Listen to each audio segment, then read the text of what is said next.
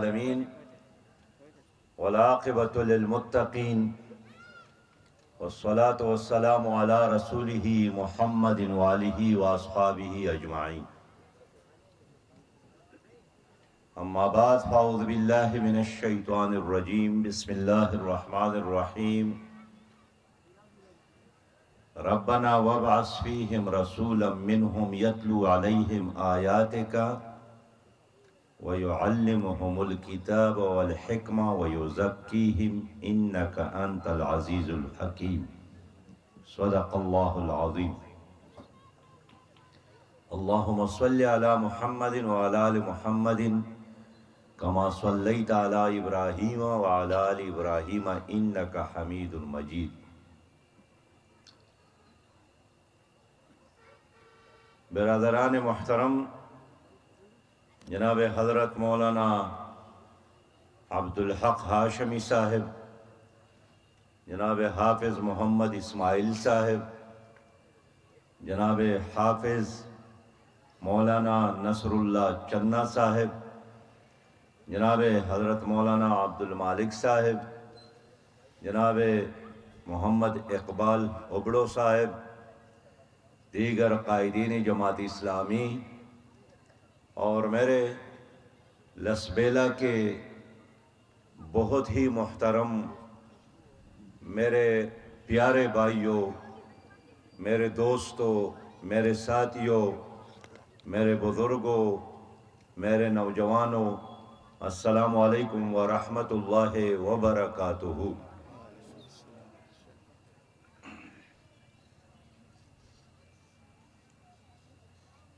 لوگوں، آج ہم یہاں جمع ہیں اور آپ لوگوں نے اپنی بستی اور اپنا گھر چھوڑ کر ہمارے ساتھ کئی گھنٹے اس پروگرام میں گزارے ہیں۔ کس کی محبت میں؟ اللہ کی محبت میں اور حضور صلی اللہ علیہ وسلم کی محبت میں۔ ہمارا قبیلہ جو بھی ہے، ہماری زبان جو بھی ہے، لیکن ہم ایک خاندان ہے اور اس خاندان کی بنیاد لا الہ الا اللہ محمد الرسول اللہ ہے۔ یہ سارے رشتے ختم ہو جائیں گے، یہ ساری شناخت ختم ہو جائے گی۔ قیامت میں ایک ہی رشتہ اور ایک ہی شناخت کام آئے گی، اور وہ حضور صلی اللہ علیہ وسلم کے ساتھ رشتہ اور اس کی امتی اور اس کے تابعدار اور وفادار ہونے کی بنیاد پر ان کے ساتھ تعلق۔ قبر میں بھی یہ سوال نہیں ہے کہ آپ بلوچ ہے یا پٹھان، پنجابی ہے یا سندھی یا بلوچی۔ قیامت میں بھی یہ سوال نہیں ہے کہ آپ کی زبان اور آپ کا قوم اور قبیلہ کون سا تھا۔ ایک ہی سوال ہے کہ آپ نے دنیا میں کس کو بادشاہ تسلیم کیا تھا اور کس نظام کے تحت آپ نے زندگی گزاری تھی۔ تو اگر آپ نے اللہ سے بغاوت اور حضور صلی اللہ علیہ وسلم سے بغاوت کی ہے، تو اگر آپ قریشی ہے اور آپ بنو ہاشم کیوں نہیں ہے، اور آپ حضور صلی اللہ علیہ وسلم کا پڑوسی کیوں نہیں ہے، حتیٰ کہ ابو لہب کی طرح اس کا چچا کیوں نہیں ہے، لیکن آپ کے لیے وہی لفظ ہوگا کہ تبت یدا ابی لہب و تب۔ تباہی ہے ابو لہب کے لیے، ان کے ہاتھوں کے لیے، پھر ان کے بیوی کے لیے جو حضور صلی اللہ علیہ وسلم کی رشتہ دار تھی۔ اس لیے آج کا یہ اجتماع جو جماعت اسلامی لسبیلا نے بنایا ہے، اس میں بنیادی پیغام یہی ہے کہ ہم چاہتے ہیں کہ میں اور آپ ہم سب کامیاب ہو۔ ہم چاہتے ہیں کہ ہم جہنم کی آگ سے نجات پائے۔ ہم چاہتے ہیں کہ ہم سب جنتی بن جائے۔ نبی مہربان صلی اللہ علیہ وسلم کے ہاتھوں سے جام کوثر ملے، نبی مہربان صلی اللہ علیہ وسلم کی شفاعت نصیب ہو، تو حضور کی طرف سے یہ شفاعت، ان کے ہاتھوں سے جام کوثر، جہنم کی آگ سے نجات، یہ صرف اور صرف ممکن ہے اس صورت میں کہ ہم اپنی اس مختصر زندگی کو، چند دن کی زندگی کو اللہ کی محبت میں اور رسول کی اطاعت میں گزارے۔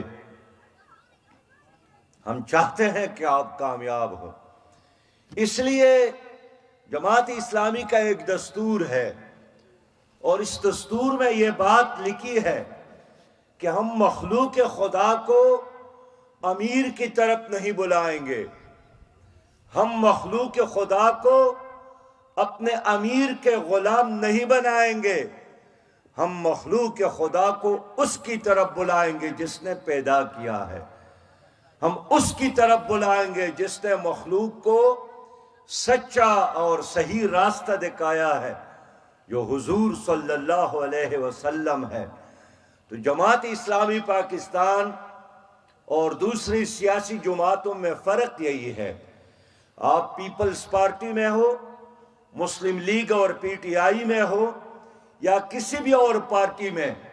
وہ صرف چاہتے ہیں کہ آپ ان کو ووٹ دے، آپ ان کو سپورٹ دے، آپ ان کے لیے زندہ باد کے نعرے لگائیں، آپ ان کو کندھوں پر بٹھا کر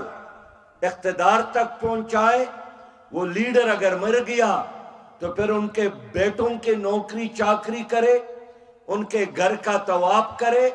اور آپ کا صرف ایک ہی کام ہے کہ لیڈر کے مرضی کے لیے، لیڈر کے عزت کے لیے، لیڈر کے دنیا کے لیے، لیڈر کے حکومت بنانے کے لیے آپ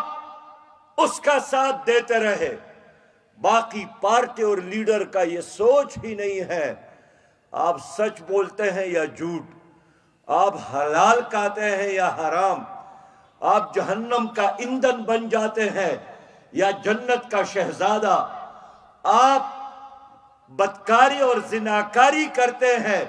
یا نکاح کا انتظام، یہ پارٹی کا مسئلہ نہیں ہے۔ لیکن جماعت اسلامی چونکہ انبیاء کی وارث جماعت ہے، نبی مہربان صلی اللہ علیہ وسلم کی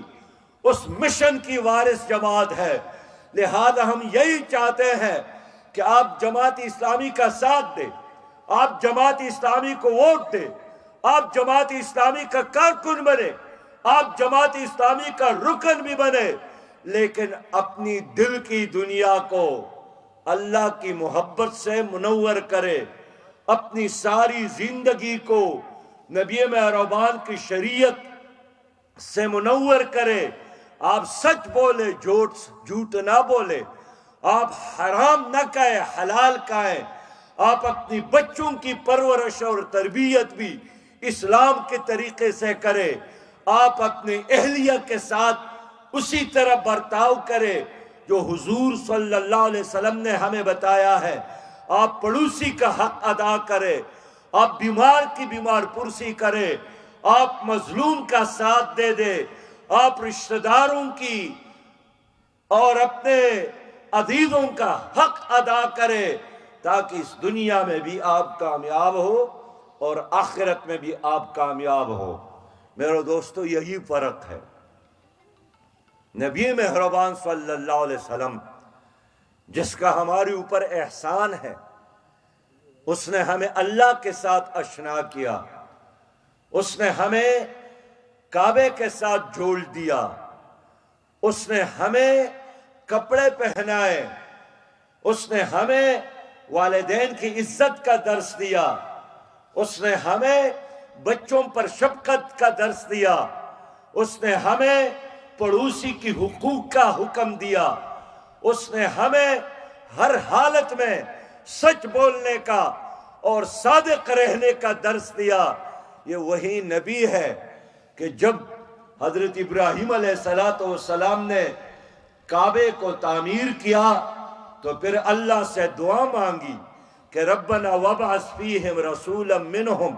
یتلو علیہم آیات کا